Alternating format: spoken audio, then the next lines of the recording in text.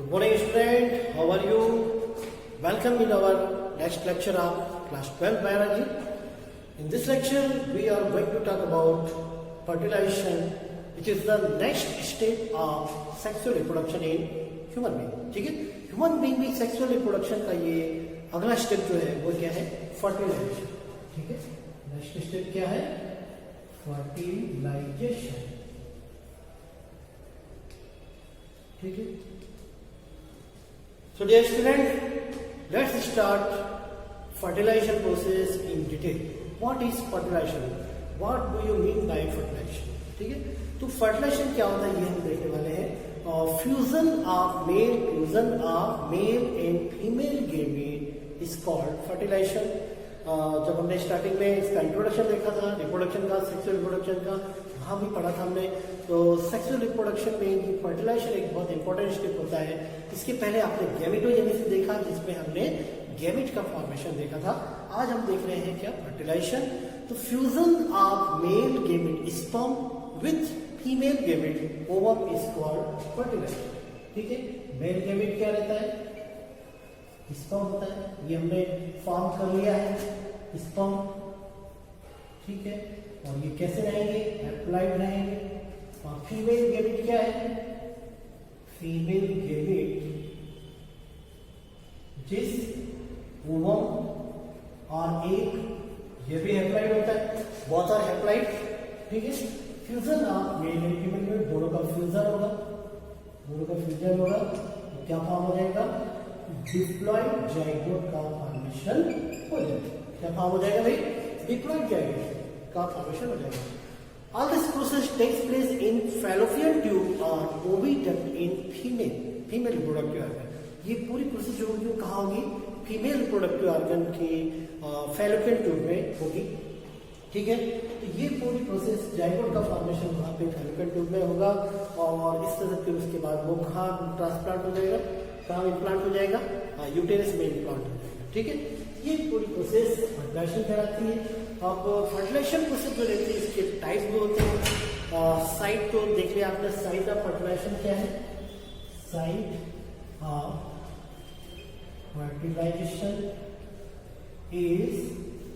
Site of fertilisation क्या है? Fallopian tube और ओविडक्ट भी बोलते हैं उसको, या फैलोपियन ट्यूब भी बोल सकते हैं, है ना. तो वहां भी ये फर्टिलाइजेशन प्रोसेस होगी. और in human being there is internal fertilization. Human being में कैसा फर्टिलाइजेशन होता है? इंटरनल फर्टिलाइजेशन होता है. Fertilization is of two types.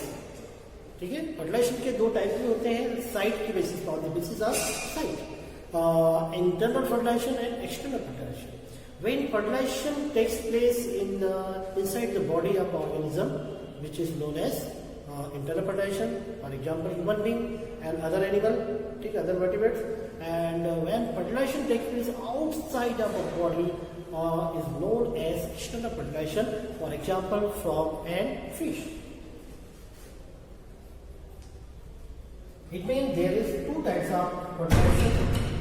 Two types of fertilization. कौन सी फर्टिलाइजेशन है? एक्सटर्नल या इंटरनल ले लेंगे. Internal fertilization and external fertilization. Internal fertilization takes place in human being and other animal vertebrates, mammals especially, mammals में देखेंगे. और external fertilization especially takes place in frog, fish, etc. ठीक है. Internal fertilization mainly occur in viviparous, which give young on. ठीक है, जो एक young one को बर्थ देते हैं उनको क्या कहते हैं? विविपेरस कहते हैं.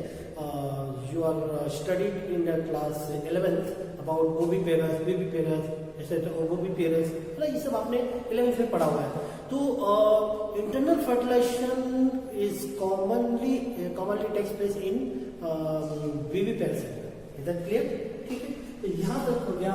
क्या साइट ऑफ फर्टिलाइजेशन भी देखा हमने. उसके बाद फिर क्या है, हमने देखा types of fertilization on the basis of type, internal and external fertilization. यहाँ तक क्लियर है? Is it clear to you? Okay fine.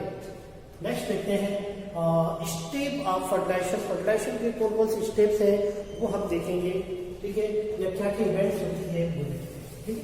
Step of fertilisation, next क्या देखेंगे हम? Steps of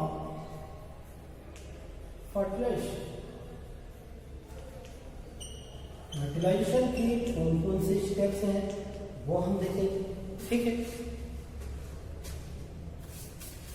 step of fertilization, in fertilization process there are 3 steps, ठीक है। Fertilisation process में कितनी स्टेप होती है? 3 स्टेप्स होती है। What are this? These are, first क्या है? Penetration of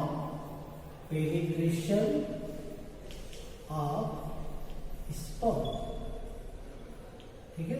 penetration of sperm into ovum, penetration of sperm into ovum. Second step है इसका एक्टिवेशन ऑफ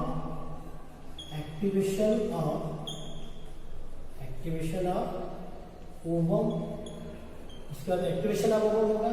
और थर्ड जो स्टेप है, next step of fertilization is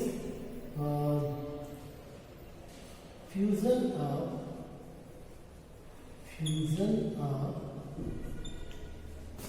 sperm with ovum। ये 3 step क्या क्या है? What are this? These are, first step of fertilization is penetration of sperm into ovum, second activation of ovum, उसके बाद ovum activate होगा। Next step क्या है? Fusion of sperm with ovum, ठीक है। तो ये तो हो गया स्टेप ऑफ फर्टिलाइजेशन, जिसके through fertilization process fallopian tube में हो जाएगी या होगी। देखते हैं वन बाय वन करके क्या क्या इसमें और आगे की स्टेप्स हैं या प्रोसेस है। तो ये पेनिट्रेशन ऑफ स्पर्म पहले सबसे पहले हम देखेंगे। पेनिट्रेशन ऑफ स्पर्म में क्या क्या चेंजेस होते हैं, क्या क्या फिजियोलॉजिकल इवेंट्स होती हैं, क्या क्या चेंजेस होते हैं, फिजियोकेमिकल, है ना। तो देखते हैं नेक्स्ट पेनिट्रेशन ऑफ स्पर्म में फिजियोकेमिकल